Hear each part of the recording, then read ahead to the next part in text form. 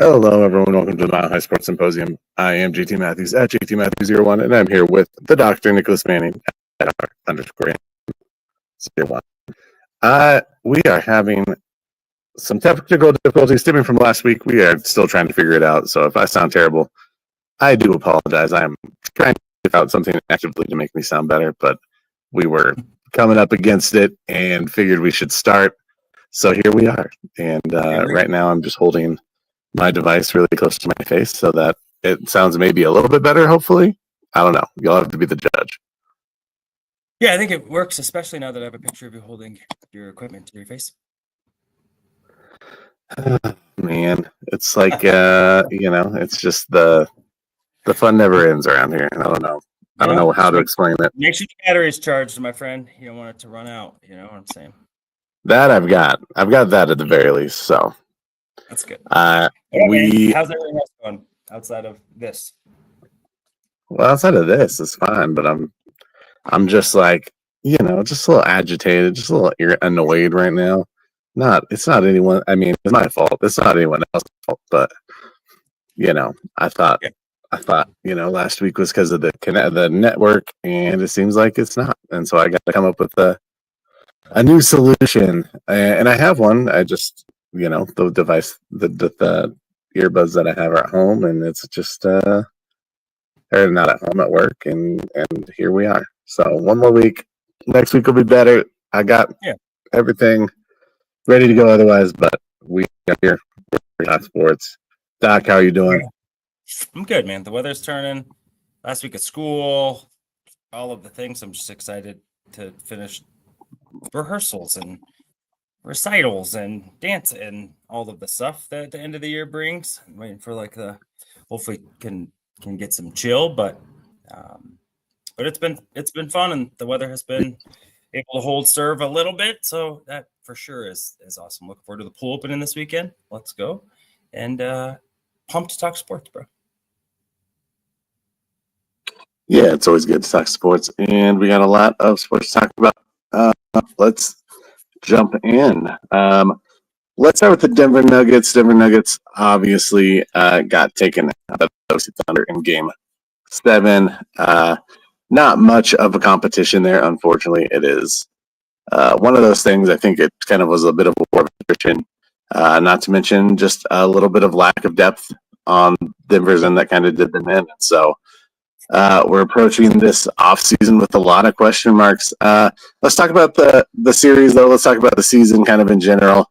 How was the season for you, kind of upon reflecting a few days now to kind of accept what happened to the team? Considering where they started the year, how they finished the year, would you say that this season was a success? Is it a failure? Is it somewhere in between? I would say it's somewhat of a failure. No, I'd say it's failure. I think anytime that you have to let go of a coach of Michael Malone's pedigree, especially in the way that him and Calvin Booth were dismissed, makes you feel like this team was doomed. And, the players weren't going to be able to maximize their opportunity because of toxicity. Like, that's just, it's another year with no championship for Nikola Jokic, right? Like, at some point, those miles will catch up. And I would call that a failure. I think there were some bright spots within the fail. I thought, for the criticism that I have for Jamal, I think that he at least, I think, progressed in the sense of how he maintained through the season. I thought in the regular season, I thought MPJ had improved in a couple of areas, slight improvements. But I thought Christian Brown was phenomenal. I think then you got to see a little bit more of AG and what he's capable of. Jokic went supernova again. And so I think there are positive nuggets to take. But I overall am super disappointed with how the season went. Yeah, it's hard. It's hard. Like, overall, yes, I would say disappointing. I think we came into the season expecting to compete for a championship. I think that they did to a degree. But along the way, there were a lot of bumps in the road, kind of nothing like we'd seen with this team before. We've always had a team, sense of team unity with this Yep. group, had a sense of, we play together, we win together, and then all of this toxic, leadership stuff came out, and then it seems like maybe, some toxic stuff came out in the locker room as well, and so it's hard to know kind of where this team stands at the end of it, right? You put up a good effort in the playoffs, but you overachieved according to a lot of people. Maybe not to us, but the general public, after firing your coach and GM with 3 games to go, everyone expected them to be pretty cooked, and they pushed OKC, who looks like they're going to maybe walk into the final. Yeah. I think from that, maybe it shows that they are the second best team in the West. When you're playing a team with 63 wins, right, or whatever they had, 68, something, they had a lot. And so with that, I do think that there's something to, like, we're probably going to give them the best fight that they'll get this season. So that is impactful. Now, the question is just going to be, is that something you can build onto, or, it's not sustainable to have 0 impacts from your bench. And to be honest, so either this summer, Aaron Gordon, Mike Porter Jr., Jamal Murray, whoever's here, one of them has to take the mantle of we're the other star. And they just got to play that way. And if that's Aaron Gordon, who, has shown that he's fully capable of dropping 30, then let's adjust it. But it being Nikola, and then, you're banking on his basketball IQ to help other people score. Yeah. It's great, but we got a bunch of non-creative guys, and then, who aren't great lights out 3-point shooters or defenders even. So, like, what are we putting together here? This is extremely flawed. Yeah. So I think if they're able to even just get more, less upside, but more consistent pieces in return for whoever they might deal out, I think it'd be good. That would be good for this team. And I know we're going to jump to Broncos in a few, but before we do, I think we were going to talk about how, kind of where should they go from here? And I pulled up the spot rack, looking at the salary cap. So green is a club option, and then red is a club option. Green player, red team, and then whatever the purple is, if you were to estimate it, but we don't need that. So Russ and Saric are both player options, so they can opt in without the care or support of the team, which I bet at minimum, Saric does. I don't know if he would go make $5 million anywhere else. And so, no, probably not. Maybe that's a part of a sign and trade deal or something, but he's going to be on your books. But what we already knew is there's no way for them to get out of that. So the Zeke Naji trade, again, just looks abysmal. He is your 5th highest paid player on the team and plays 0. So, and then you got to prep for paying Christian Brown soon, because he's got 1 year before hitting restricted free agency. So I think that this roster is going to get shook, and as it should. And let's not be afraid to take a risk and really build around Nikola. I think that you got to move off of either Michael Porter Jr. or Jamal Murray. Yeah. We've been there, done that. And to be honest, I mean, Mike's a really good 3-point shooter, but he's like reluctant to shoot. It seems like it's really hard work for a guy that hits 45% of his 3-pointers. Well, why isn't he averaging 20 a game? That's right. With driving kicks. And is that because, Jamal's not that good of a facilitator as we would need for someone like MPJ to ball out? Then we got to do something different. What I am excited about is I think Peyton Watson, Christian Brown, Strother have another gear or a level. Mm-hmm. And I was super excited about Deron Holmes. And if he can come back healthy and show what we thought he would be when he was drafted by the Nuggets, then I feel a little bit different about this team. I think you have a 3-and-D guy with length who can spell Nikola and actually give you some, improved athleticism and rebounding. So then maybe the roster isn't as dire, right? Or especially if they're able to flip Saric for, defensive first wing player. Those are kind of some small moves that if you get some guys that can just come in and contribute, I think that they're going to be all right. The West is a gauntlet. And so I think you have to just depend on or decide how you want to build the team. And whoever they have at GM, they absolutely better have connections throughout, unlike Calvin Booth, who just wasn't in on anything. And you can see it. You could see it. The visions didn't match, coach and GM. And then on top of it, even when there were moves to be made, he couldn't make them because no one really wants to make deals with him. And I don't know if that's personal, professional, if that's just ambivalence, but it's not good enough for a multi-billion-dollar company to not be able to improve your product, when you need to. So I think this team will get shook up for sure. And I'm kind of ready for it. I don't want to see guys go. They helped us win our first championship. Yay. And what have you done for me lately? Right. That's the league. Yeah, for sure. Is there anyone that you would say is untradeable outside of Jokic at this point? Aaron Gordon. You put him on the untradeable list. And I mean, and maybe I wouldn't say, actually, all right, let me redefine it. No one is untouchable on this list outside of Nikola. And I would even say, to be honest with you, I would hear offers for Nikola too. I wouldn't trade him, but if I think it's okay to leave that door open, especially if you're honest with him. And Nikola, is like, hey, if we don't get it figured out by 2026, like I need to go. Then I think it's okay to all right, well, let's see who is interested out there, and if there's a team that makes sense for you, and we can get right. Let's get our last hurrah. And if that doesn't work, we'll send you to somewhere you're excited about going.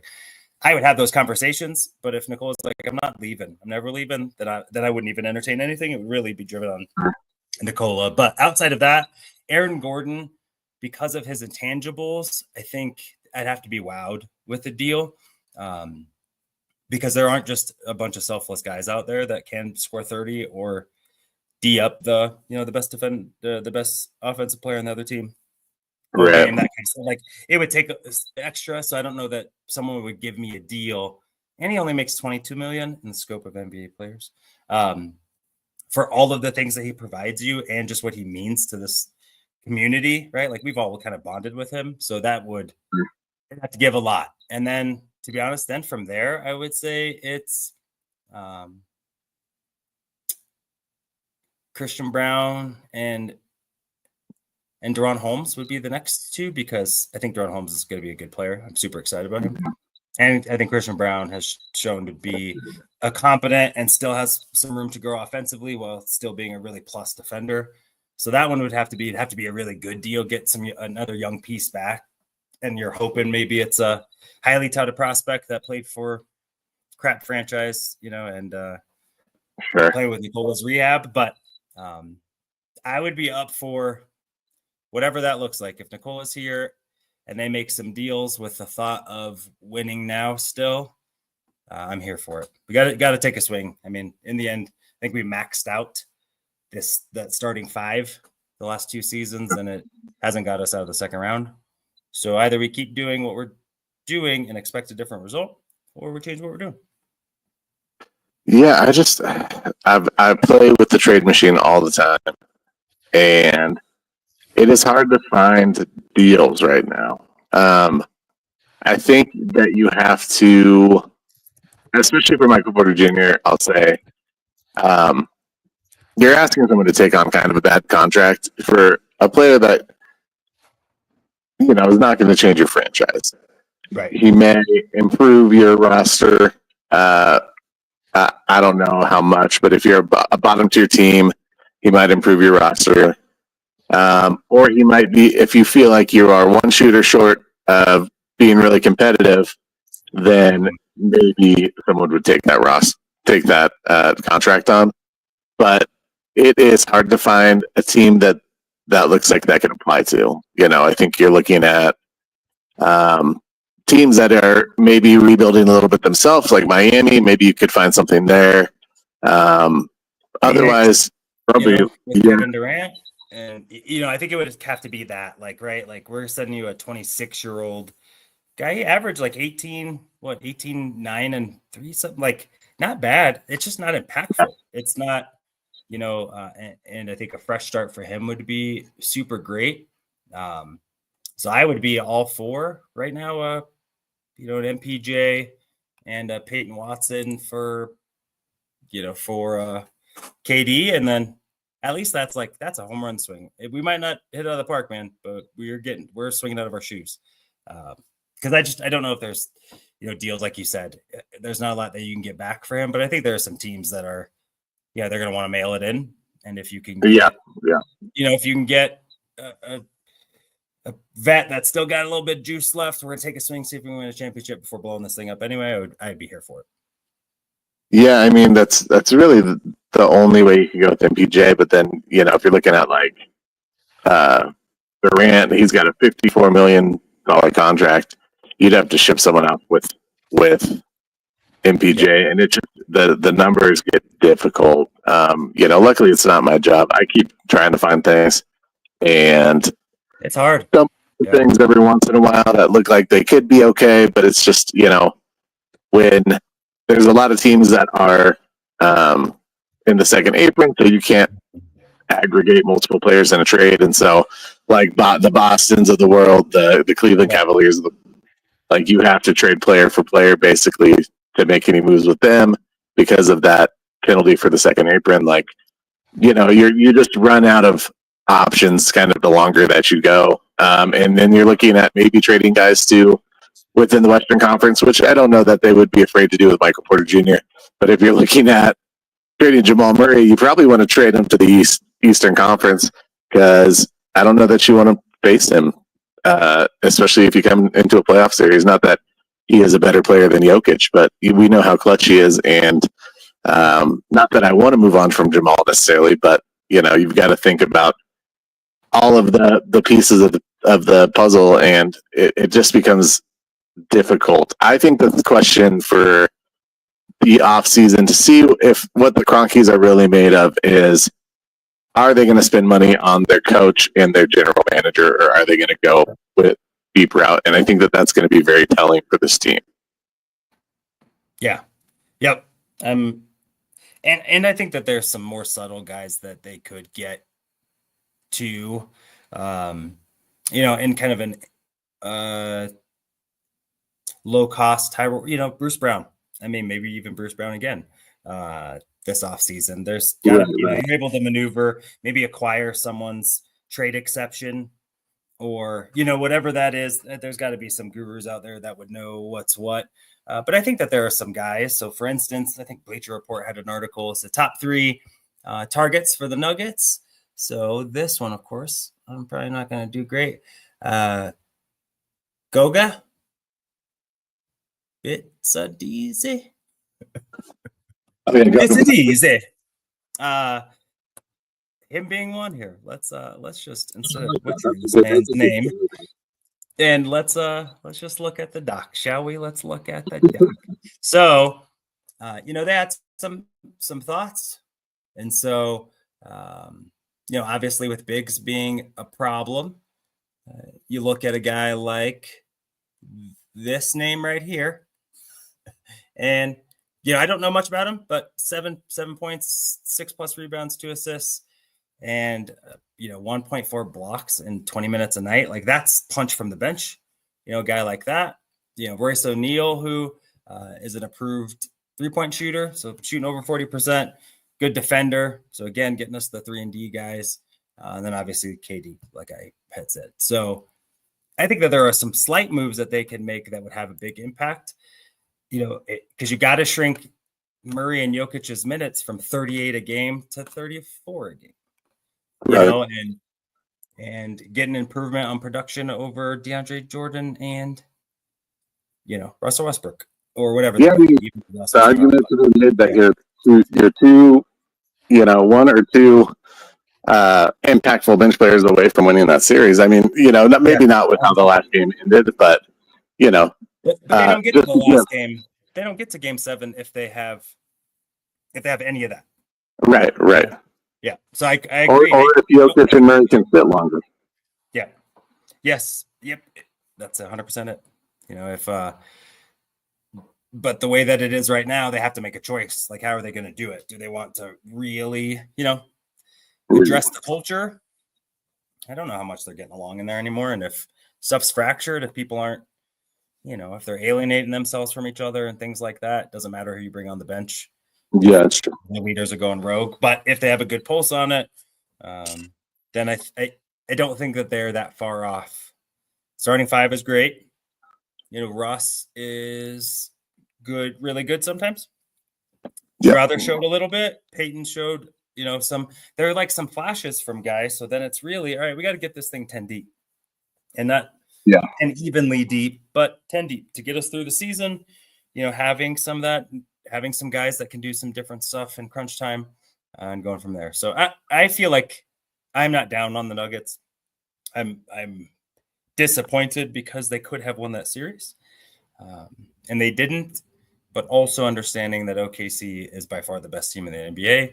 And you ran up against, the number one overall seed, and you took them to Game 7 with about 6 minutes left in the second quarter. Like, that was the game. Yeah. You had to lead even, and then it went. So I'm excited to see where they go. I'm really excited to see how this coaching search will be handled.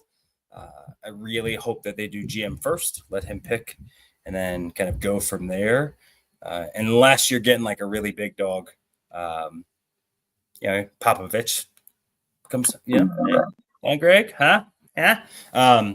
If you get a high profile guy like that, then the GM is, hopefully kind of it's George Payton and Sean Payton, and that's hope. So yeah, I feel good about it. They're gonna be all right. We're gonna make some good moves.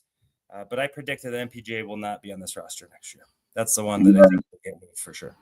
I think that's most likely. I think the other scenario is if you wait a year, a lot of those contracts get more tradable, and maybe you just sign some depth guys with the increased cap and hope that your young guys develop a little bit, and then you talk about dismantling the core in a year when MPJ's got a 1-year deal, when that Zeke Naji deal becomes a 2-year, not a 3-year, I don't know. That'll be interesting to see, but we will keep our ear to the ground and our eyes open as all this goes on. Let's transition to Broncos. I'm going to let you take the floor and let's talk about the schedule and make some predictions. Yeah. So I don't know if you all heard this, but the Denver Broncos released their schedule. So we all know it's big time of year. So we're going to go through this roster. We're going to go through the schedule. Me and JT are going to try and see if we can agree. We're going to predict what the schedule is based on our debating skills. So kind of as we go, I'm going to try and be a little dynamic with the screen sharing. So we'll see what we are able to do. So first game, I want to be able to kind of share it up there.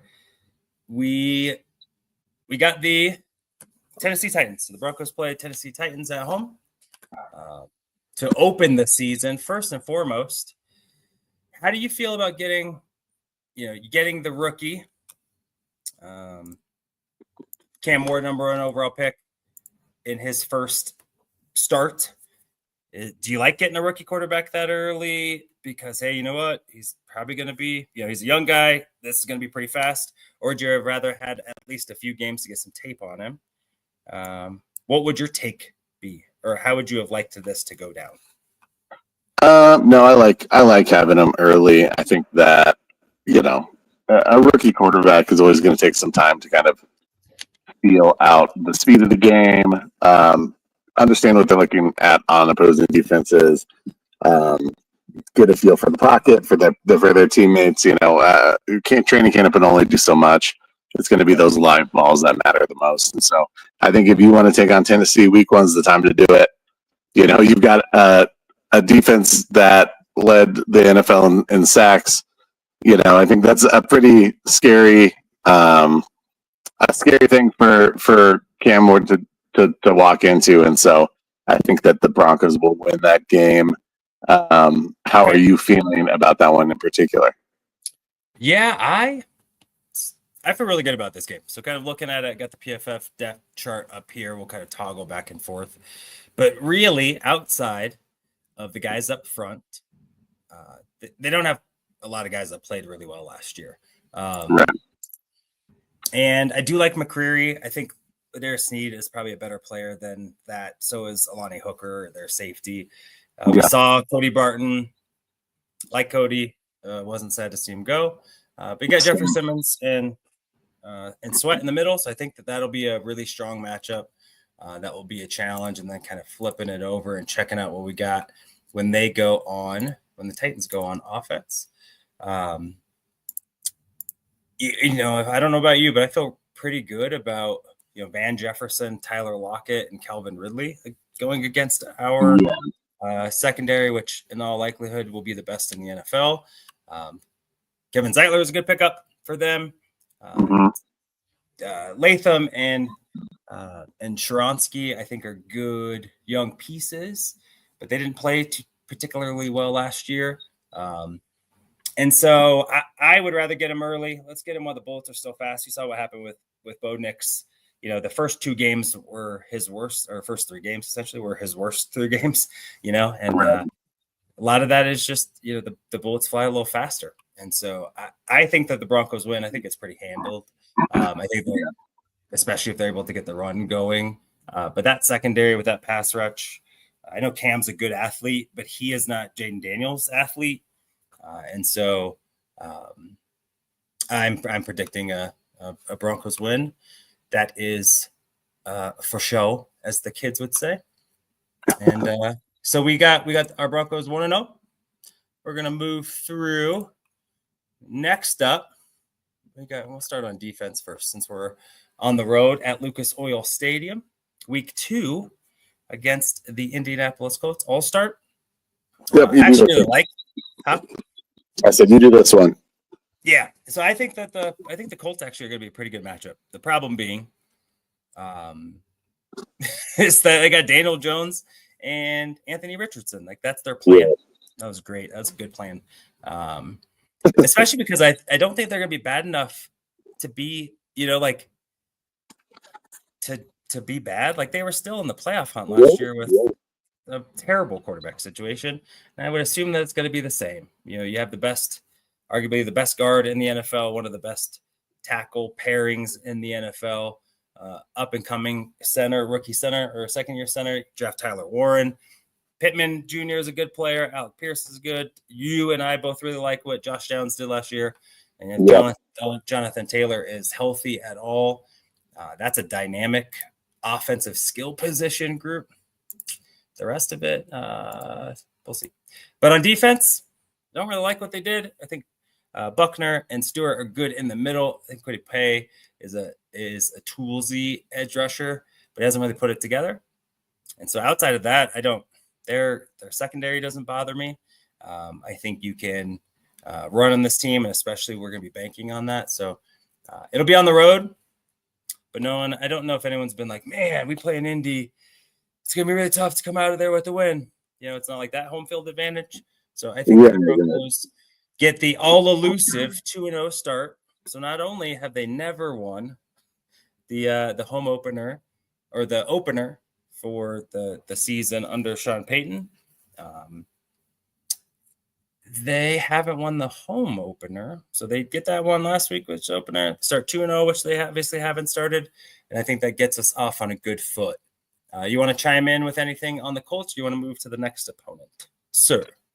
No, I think I like some of the things that they did, but ultimately I don't think it's enough to sway me. This is a team, though, that almost beat us last season, and so I don't want to underestimate them. I mean, we're really a fumbled touchdown by Jonathan Taylor away from losing that game, and maybe the end of the season looks a little bit different. And so I think that you've got to be careful with this team, especially offensively. They are tough.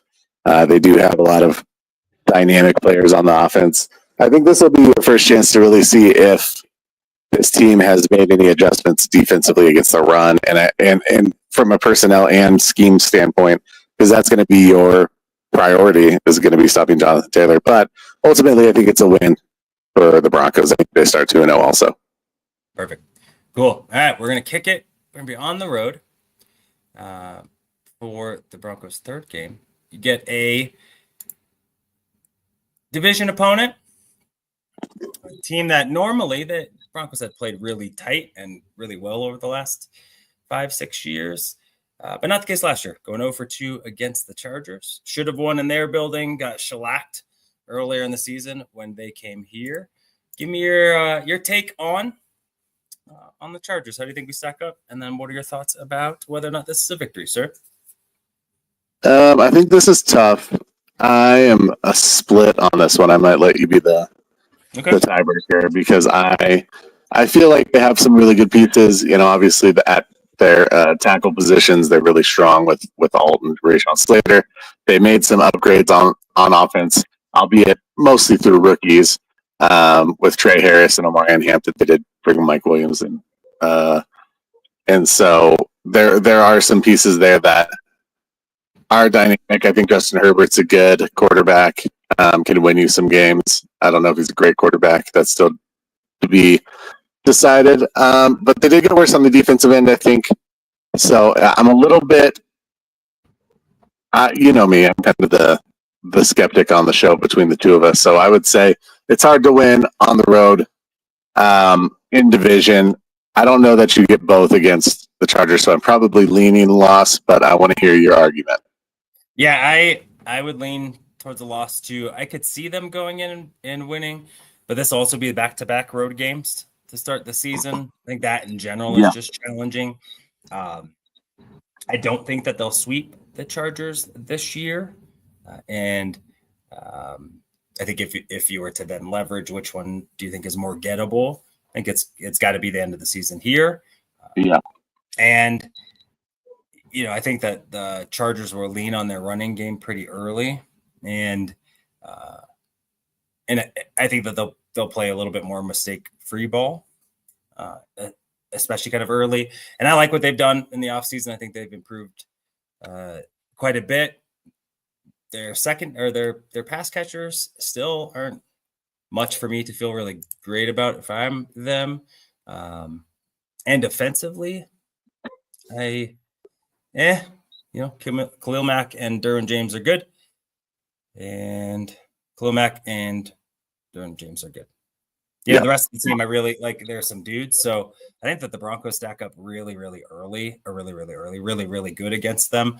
I'm worried about it being early. How well has this team gelled and playing? Because, the Chargers, for the most part, their key players have been together at least for a bit. So I am going to say that this is a win. You thought I was going to go to a loss, but I didn't. I think that they're going to win. I think they're going to go on the road and show up, because I think that the Broncos are ready to really compete for the division crown. And I am just not sold on the Chargers. They find a way to Charger. And I think how they match up against the Broncos, I think that they match up much worse this year than they did last year. And I think the Broncos take advantage of it. Can I ask you a question that is not necessarily about this exercise that we're doing, but it will. I want your opinion because I have mixed feelings on it, and I want to know what your takeaway is. Do you think that in this day and age, especially with quarterbacks, with the transfer portal, some quarterbacks coming out a bit older, like Bo Nix, do you think we're more or less or equally likely to see that sophomore slump? Because I'm thinking, if Bo Nix takes a step forward, then this team could really get hot at the beginning of the season. We have continuity, but we always talk about the sophomore slump. Do you think that is going to kind of be a wash, or do you think that that's something that might be in the past or is more applicable to younger quarterbacks? That's a good question. I think because the continuity, so the play caller stayed the same. Yeah. Offensive line essentially is the same. You got Evan Ingram as an addition, but you didn't lose any tight ends out of that room, I don't think. Right. So I think you got the rest of the guys there. In the receiver room, you didn't lose anybody. You just had Pat Bryant. And you lose Javonte. I think that will be the biggest one in the sense of pass pro. Right. But that's a lot of it's the same. And so I think because of that, his extensive experience, I think the recipe's there for him to hold serve. He might have a statistically, that might not be the big jump, but maybe that's because this team finally runs the ball well. And so I believe in the offensive line. I think it'll be pretty good again as it ranked last year, but I think they'll have more to show for it this year, which in my mind will, some of his production and yards and some of those kind of things, he won't be as needed to sling it like he did against the Browns or what have you. So I think I'm pretty confident that there won't be a sophomore slump. I don't know if there'll be a leap either. But because of his age, his experience, the continuity, all of those things, and just adding pieces as opposed to really shifting all of the personnel on the offensive side of the ball. And let's look at Tennessee, Indy, and the Chargers, and then next up is the Bengals. Those aren't the Chargers had a good team defense last year, but I think even when we saw, we ran all over them with Javonte Williams, and and they essentially have some of the same dudes. And that is a pretty nice 4-game stretch to open a season in terms of who you're going to play on the other side of the ball for Bo Nix. So if he did regress, I'd be pretty concerned, to be honest with you, because everything kind of lines up for him to keep that jump. But I think that's a fair point, and it's something we should probably pay attention to quite a bit. Well, and I asked kind of walking into this next game, because this is a game that the Broncos lost in the regular season towards the end of the season against the Cincinnati Bengals. This year, do you feel better about how the Broncos match up with the Bengals, or do you feel like this is going to be another hard-fought potential loss on a Monday night? Yeah, again, so we're looking at their depth chart. What did they do to improve the worst defense in football? Right, not much. And so, and who knows what happens with Trey Hendrickson? Yeah, I mean it's not good, unless they're going to write a fat check, which the Bengals have not been known to do. Because even with him, they're terrible. You take him out, and good luck. Logan Wilson is now your best defender, and no disrespect, I think he's a really, really good player. But if that's your anchor, if that's your best player on your team, I feel pretty good about the Broncos' chances. And with an improved secondary, I feel really good about their ability to at least, create some better matchups for themselves where they can't dictate T. Higgins for an entire half. With the addition of Jade Barron and Talanoa Hufanga and Drake Greenlaw, I think, in it being at home and kind of a revenge game, I think that crowd is going to be lit, as the kids say. And with that, I think that gives the Broncos an opportunity to come out with a dub. So I am calling my shot and saying I think the Broncos start 4-0 before they travel to Philadelphia on October 5th to play the Super Bowl champs. So I really like it. I think the schedule lines up really well in that first quarter. Could they be 3-1? For sure. The Chargers are no gimme. Cincinnati's no gimme. I don't think they lose both of those, though. And so I think at minimum, we're looking at 3-1.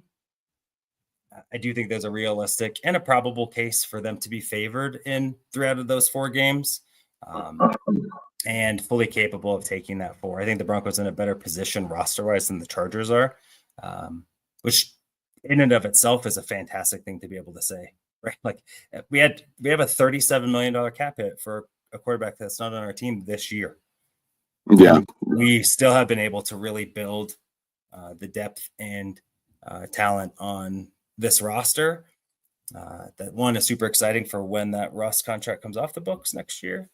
Okay. About really where this team can go, but the Chargers, in my opinion, unless they feel like they're really just going to get more out of average dudes, I don't really like their offseason. I don't think they did very much. Yeah, no, I agree, and I think I could see a scenario where they go 4-0 also. I think more likely you're 3-1 with one of those losses either being the Bengals here or the Chargers. But would I be surprised? No, and I think you're more well equipped to face a team like the Bengals with Chase Brown. He was a good running back, but they like to use him out of the backfield. You've got some safeties now that can kind of get down and get after it and can hold up in coverage. Singleton being back, and with Greenlaw, you've got more confidence over the middle of the field against an end like Mike Gesicki.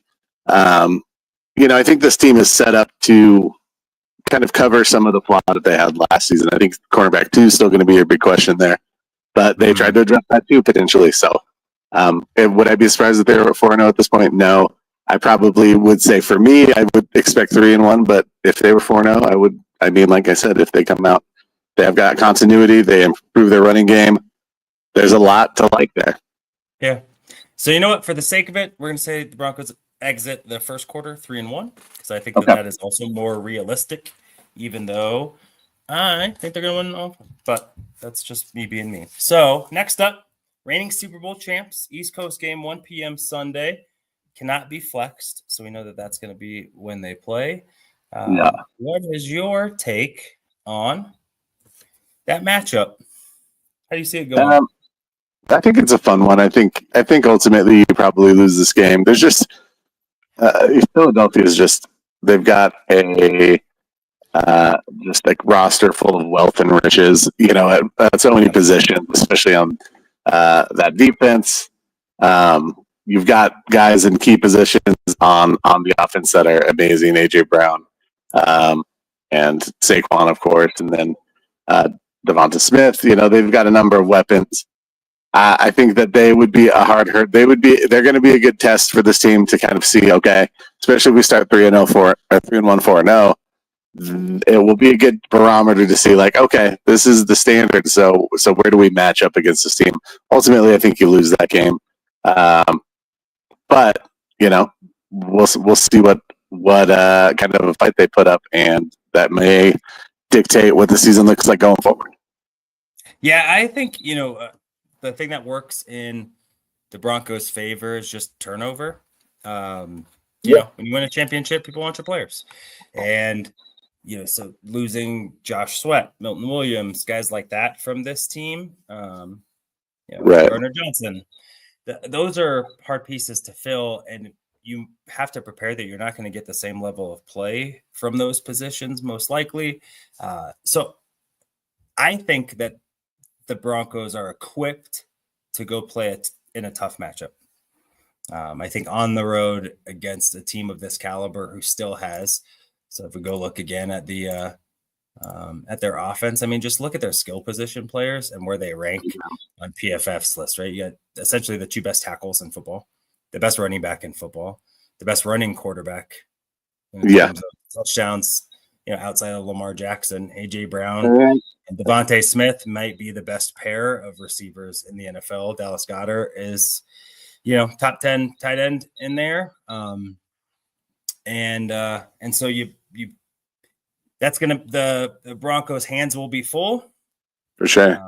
The really stopping that run game will be paramount. But I think you got, you're gonna have a Jahdae Barron that I think matches up much better with Devontae Smith than Pat does, and Pat can match up against AJ Brown or Riley Moss. I think is equipped or at least physically capable enough to. Because you're gonna have to sell out to make sure Saquon Barkley doesn't go for a triple burger on you. Right. And so, but I take this as a loss too. I think this one is a litmus test, and you have everything to gain and nothing to lose, even if it's a 27-24 loss on the road against that team. That's gotta make you feel like, hey guys, yep, like we are there. We wasn't sure, boys, wasn't sure.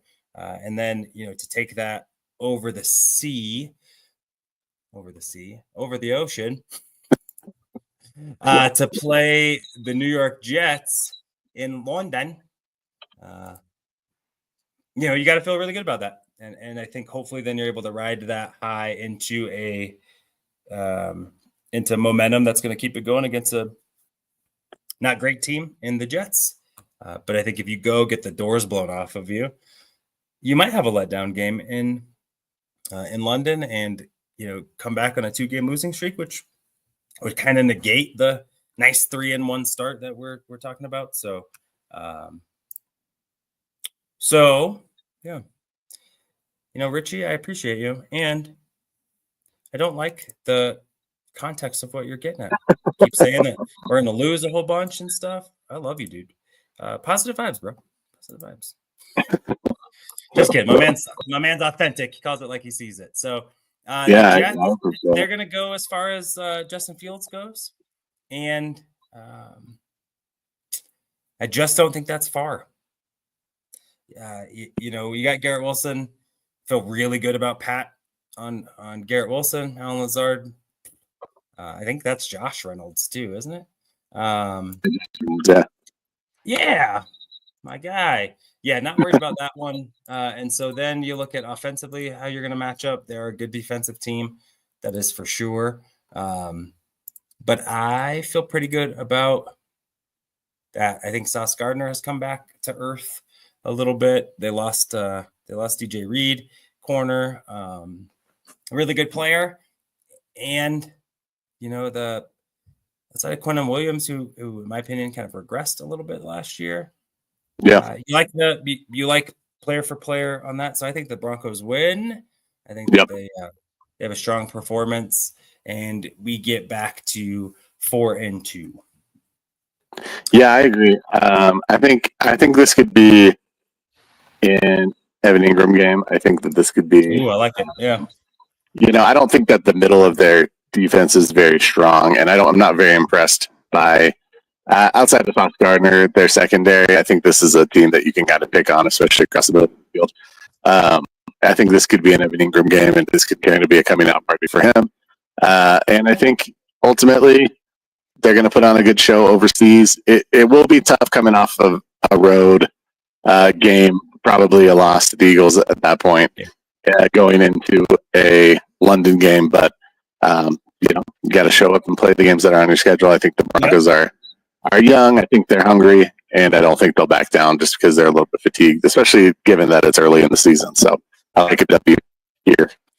I like it too, and I think you got to ride that young and hungry because you don't get the bye week, which had kind of been a thing. It's not now, right? At least for them this week. So they're going to play same schedule against the New York Football Giants. I'm super excited and interested to see who they're going to play. Is it going to be Russ? Is it going to be Jackson Dart? I feel like we were robbed a little bit last year when the Broncos played the Steelers. I don't know how much of that was on purpose, but again, outside of Malik Neighbors, don't feel really great about their offense. Regardless, I think Tyrone Tracy's a solid player, but I don't think that they're going to be game planning for him, and I think our defense is well suited to be able to knock him around. And then I think Dexter Lawrence is a phenomenal player. Brian Burns is a good player, but I think you really can dictate a lot. Abdul Carter, I think, will be a nice player. I don't know that he could hold an anchor in the run game in the NFL just yet. And so I expect the Broncos to really try and out physical them. And I think that they will. So I think that this one will be a Broncos dub. Yeah, I think so too. I think it's going to come down to quarterback play, and I just feel better about Bo Nix over those guys, especially if they're rolling out Russell Wilson. I think some guys will have a chip on their shoulder for sure. As much as we would, you see the revenge game a lot of times from the quote unquote star players. So you think that maybe Russell Wilson would have the edge, but I just don't think that's the case. He's a quarterback that holds the ball too long against a pass rush that's one of the top in the league. I just think it's not going to fare well for him. he and can't really with really, outside playmakers to if you hold on to the ball that long outside of Malik Neighbors, like who's coming down with it? yeah, exactly. So I think his inability to kind of utilize the middle of the field is just a huge negative for them in this matchup. And so I don't even know that it'll be very competitive, to be honest. Yeah, I think it'll start tough because maybe the Broncos are a little beat up.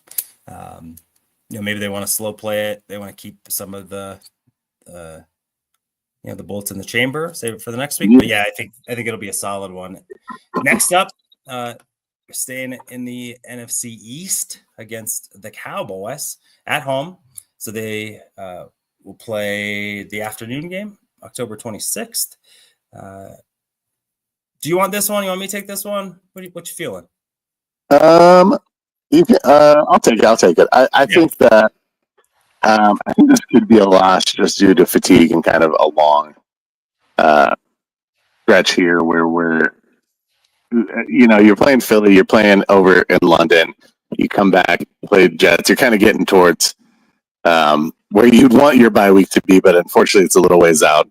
Who knows what that's going to end up looking like? I think that it could be a close game. I think that in a normal circumstance, you probably beat Dallas.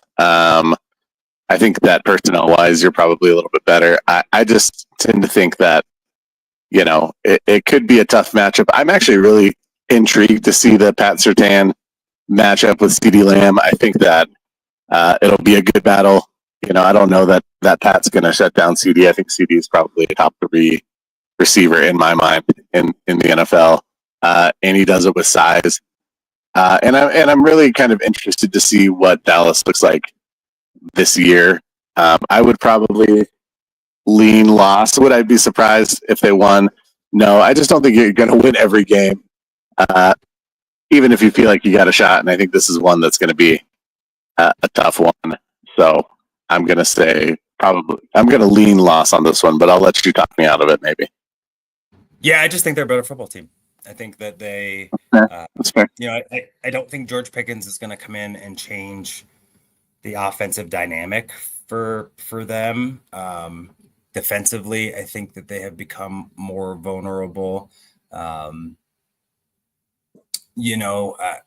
Stephon Diggs is still, your 1A or what have you.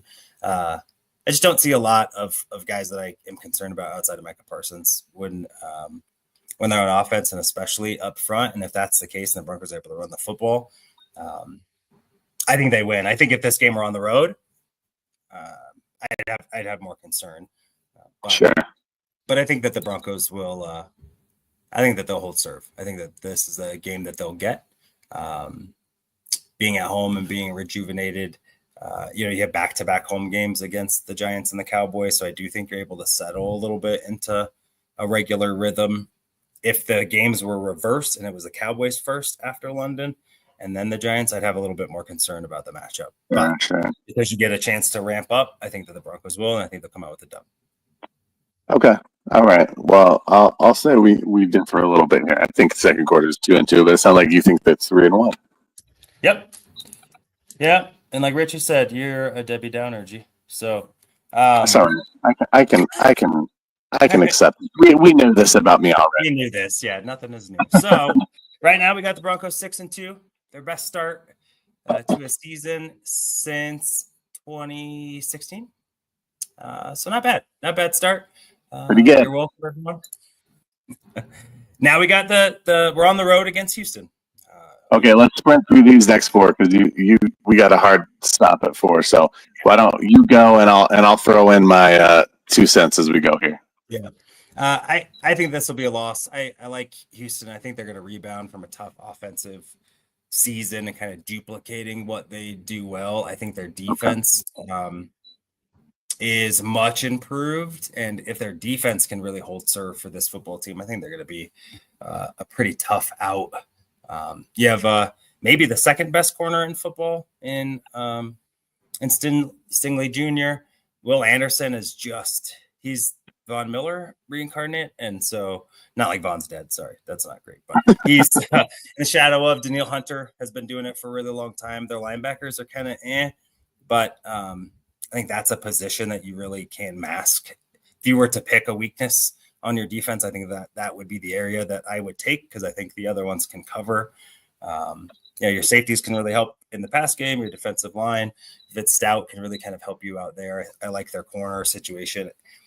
And even though I wouldn't trade Bo Nix for CJ Stroud, I think right now CJ Stroud is a better player, has more control over what's going on than Bo does. And so I would give the lean there. So we have that loss. Then the Broncos real quick, I just want to say that I think Houston's wide receiver room might be my favorite in the league right now. It's so fun.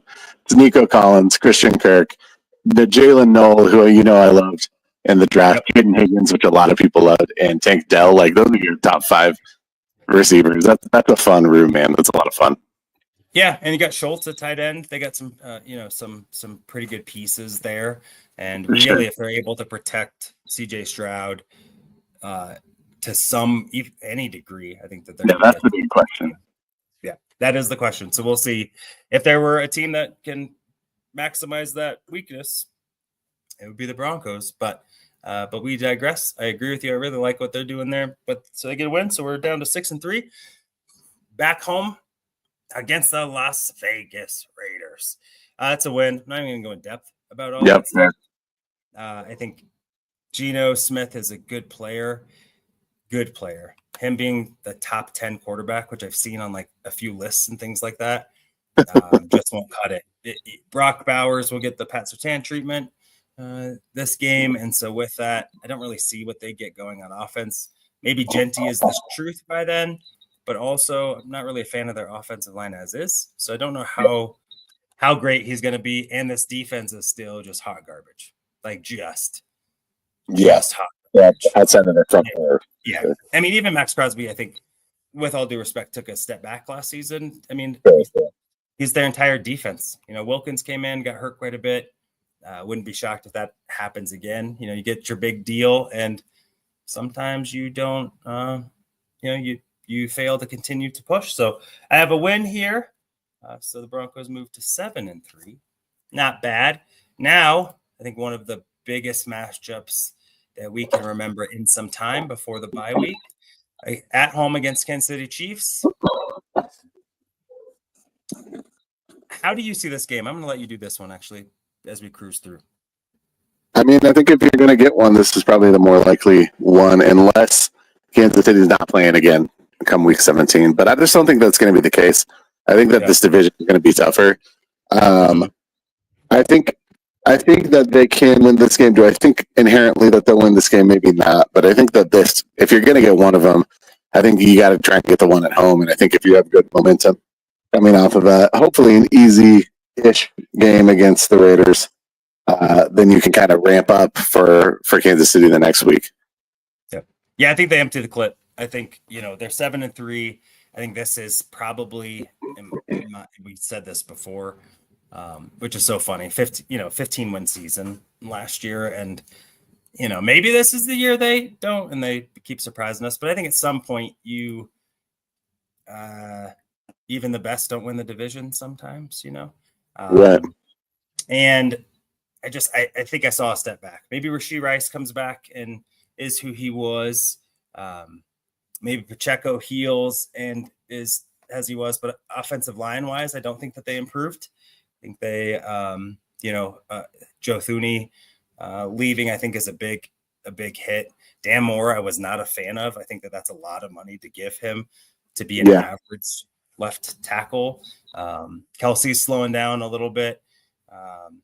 And I think the addition of the defensive pieces has Kansas City in mind. I think we match up really well, and I think we get the dub. Right. So we got us at 9-3. Go Broncos. On to the bye. Coming out of the bye, Sunday Night Football. Matchup between first and second place Rookie of the Year candidates, Bo Nix and Jaden Daniels. I have this as a loss. Yeah, me too.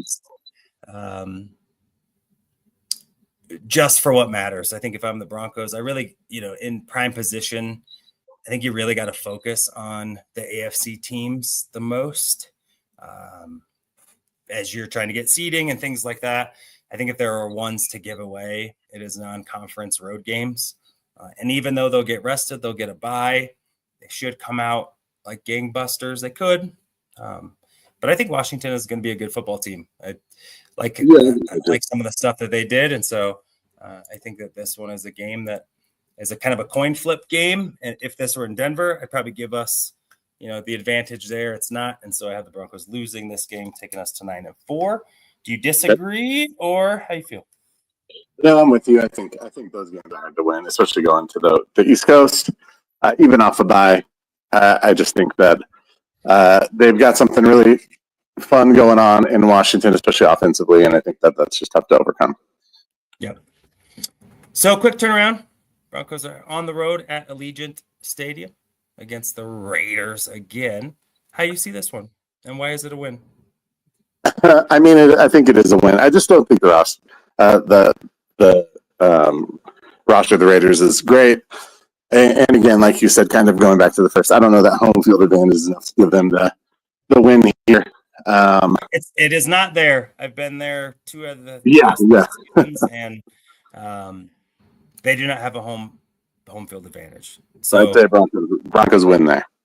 Yeah, great. So the Broncos 10-4. Nice. So we got 4 games left. We got the Green Bay Packers at home. How do you feel about this game? Packers are tough. Packers are a well-rounded team.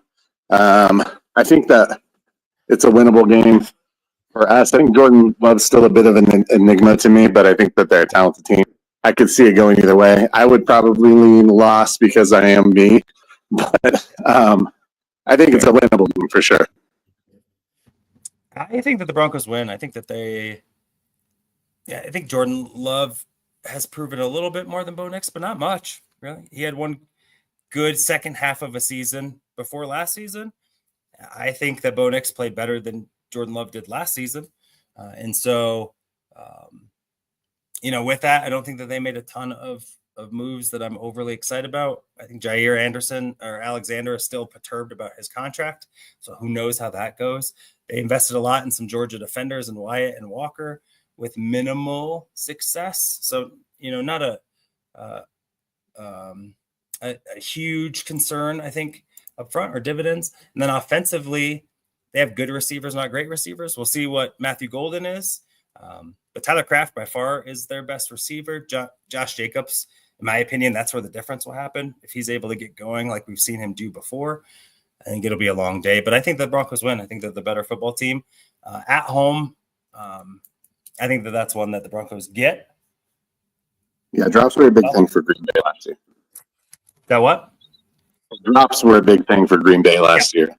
So Golden may be a big upgrade there. Yep.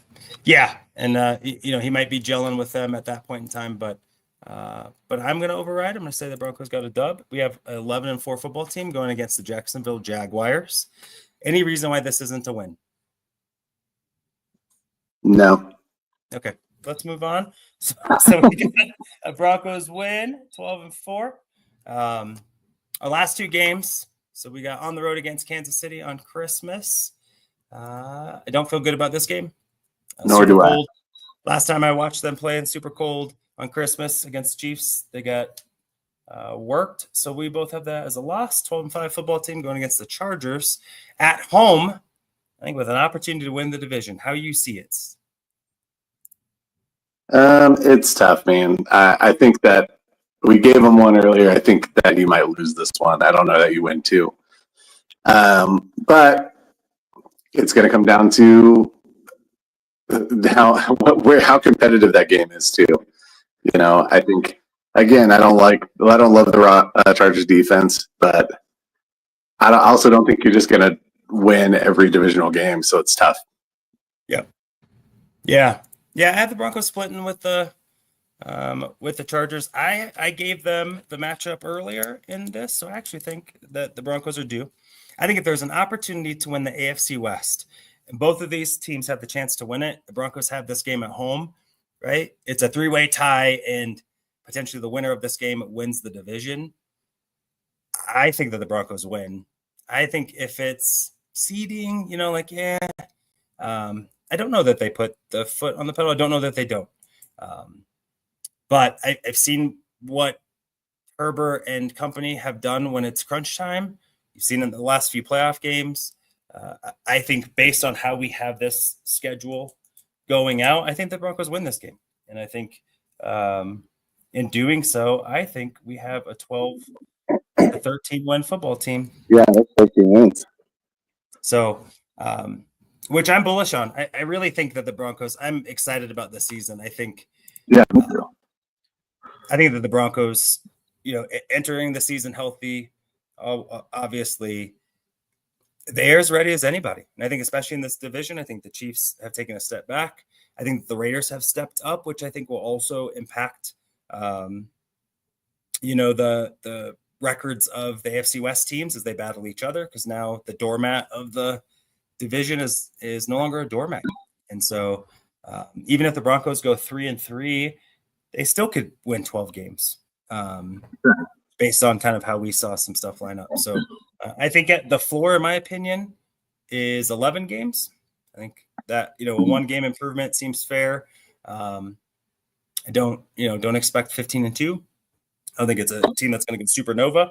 But I think 12 wins, 13 as we have it on this sheet, I think is feasible. And I think having that be the goal is the appropriate thing to do for the Broncos right now. So that's how we got it, guys. Hopefully you all enjoyed that. I don't know if you have some lasting words before we go out, JT, but take us away. Yeah, no, I just wanted to point out that I think that this is a good year for the Broncos because of the schedule and the way that it fell. Yep. And that makes me feel better. You got the Giants, the Cowboys, the Jets, Tennessee, like teams that are underachieving, especially of lately, that you can really build some momentum against. And I think that it's a good draw for the Broncos, and why I think we're a little bit bullish on them being better than they were last year, aside from the offseason moves. But thank you, everyone, for being here with us. We appreciate you. We're going to call it here. And we will be back next week to do some more Broncos and Colorado Avalanche, Denver Nuggets, maybe Colorado Rockies talk. We'll see. But thank you for being here. We appreciate you. Be kind, be safe. And if you need a sports prescription, ask a doctor. Fast lane when I pass in the street, bag of money in the passenger seat.